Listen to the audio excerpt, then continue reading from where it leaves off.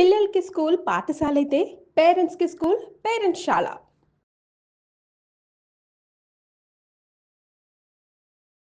శ్రీ గురుభ్యో నమః. మహాగణాధిపతి నమః.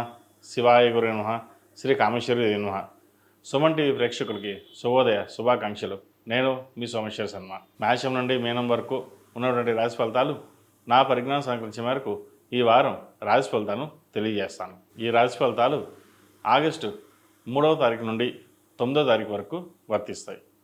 ముందుగా గోచారం. మిథునంలో గురువు శుక్రుడు, కర్కాటకంలో రవి బుధులు, సింహంలో కేతువు, కన్యలో కుజుడు, కుంభంలో రాహువు, మీనంలో శని. అలాగే చంద్రుడు వృశ్చికం, ధనస్సు, మకర రాశుల్లో సంచారం. ప్రేక్షకులందరికీ వరలక్ష్మి వ్రతం శుభాకాంక్షలు.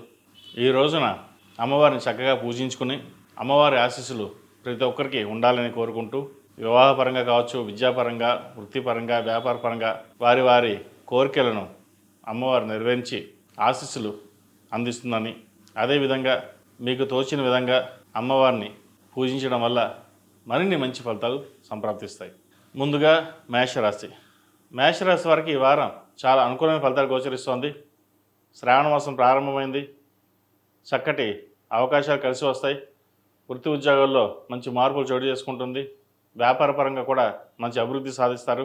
ద్వితీయాధిపతి సప్తమాధిపతి శుక్రుడు తృతీయంలో ఉన్నారు, గురువుతో కలుస్తున్నారు. కొంత ఇబ్బందికరమైన వాతావరణం ఉన్నా కూడా రావాల్సిన బెనిఫిట్స్ ఏవైతే ఉన్నాయో అవి చేతికి అందడం, ఒక గృహం కావచ్చు, వాహనం కావచ్చు కొనుగోలు చేసే అవకాశాలు, అదేవిధంగా ఆభరణాలు కొనుగోలు చేసే అవకాశాలు గోచరిస్తుంది. ఎప్పుడు ఏదోటి ఆలోచించడం, ఎలా ఉంటుందా జీవితం అనడం, ఏలినాడ్సే నడుస్తోంది, ఎలా ఉంటుంది, ఇబ్బంది పడుతున్నాం అనే భావన ఏర్పడుతుంది.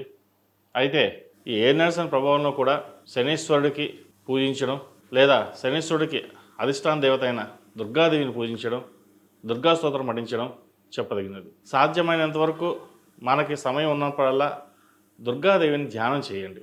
వాటి వల్ల కొంతవరకు అయినా సరే ఇబ్బంది నుంచి తొలగి మంచి ఫలితాలు రావడానికి ఆస్కారం ఉంటుంది.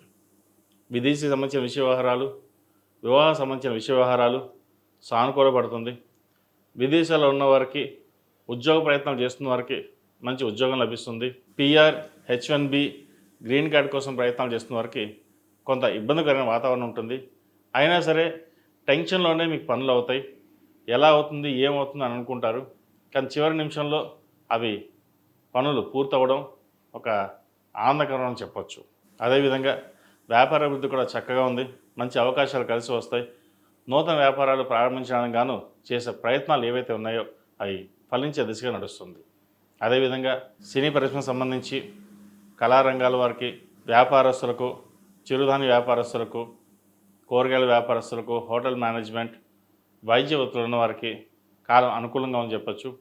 ముఖ్యంగా వైద్య వృత్తిలో ఉన్నవారు, విదేశాలకు వెళ్ళాలనుకునే వారికి మంచి సీట్ లభించడం ఒక శుభకరం అని చెప్పచ్చు. అదేవిధంగా సంతానం పట్ల కొన్ని జాగ్రత్తలు తీసుకోవాలి. వారి ఆరోగ్యం పట్ల కూడా కొన్ని జాగ్రత్తలు తీసుకోవాలి. పంచమంలో కేతు ఉన్నారు. సంతాన సంబంధమైన విషయ వ్యవహారాలు చిన్న చిన్న ఇబ్బంది ఉండే అవకాశం ఉంది.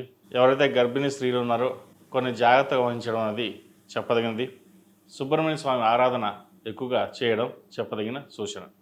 ఈ రాశిలో జన్మించిన విద్యార్థులకు కాలం అనుకూలంగా ఉంది. మంచి భవిష్యత్తు ఉంది. మీ తెలివితేటలతోటి నలుగురిని మెప్పించగలుగుతారు.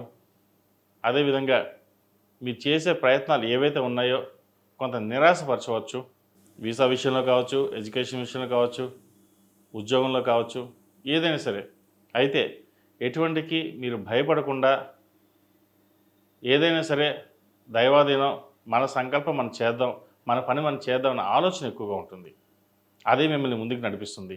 ధైర్య సాహసే లక్ష్మి అన్నారు. చక్కగా ప్రతిరోజు ఆరవెల కుంకుమ పెట్టుకుని ముందుకు వెళ్ళండి. మంచి ఫలితాలు సంప్రాప్తిస్తాయి. ఈ రాశిలో జన్మించిన స్త్రీలకు వృత్తి ఉద్యోగాల పరంగా, వ్యాపారపరంగా సానుకూల పరిస్థితి గోచరిస్తుంది. వ్యాపార అభివృద్ధి చక్కగా ఉంటుంది.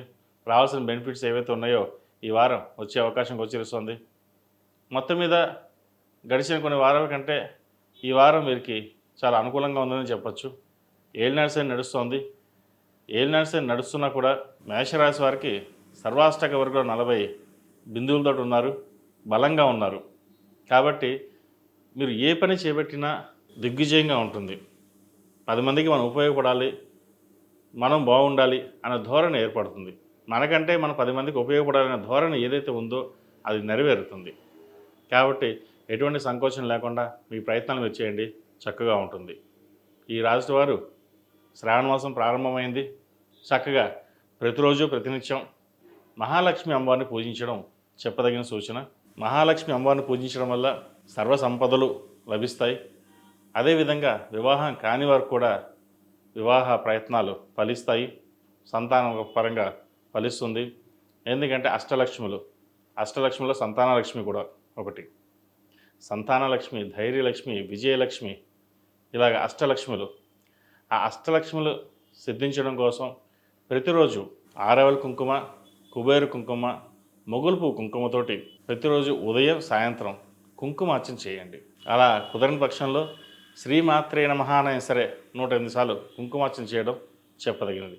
కొంతమంది అష్టోత్తరం చదువుకోగలుగుతారు, కొంతమంది చదువుకోలేరు. అలాంటి వాళ్ళు శ్రీమాత్రే నమః చాలు, ఆ ఒక్క మంత్రంతో కుంకుమార్చన చేయండి. ఇంటా బయట ధూపం వేయండి, మంచి ఫలితాలు సంప్రాప్తిస్తాయి. అదేవిధంగా వివాహ సంబంధాల కోసం ప్రయత్నిస్తున్న వారికి జాతక పరిశీలన చేసుకుని ముందుకు వెళ్ళండి, తద్వారా మంచి ఫలితాలు సంప్రాప్తిస్తాయి. ఈ రాశిలో జన్మించిన వారికి కలిసి వచ్చే సంఖ్య 6, కలిసి వచ్చే రంగు ఎల్లో. ఏదైనా పని మీద బయటికి వెళ్ళేప్పుడు శుక్రవారం కానీ సోమవారం నాడు కానీ వెళ్ళండి, మంచి ఫలితాలు సంప్రాప్తిస్తాయి.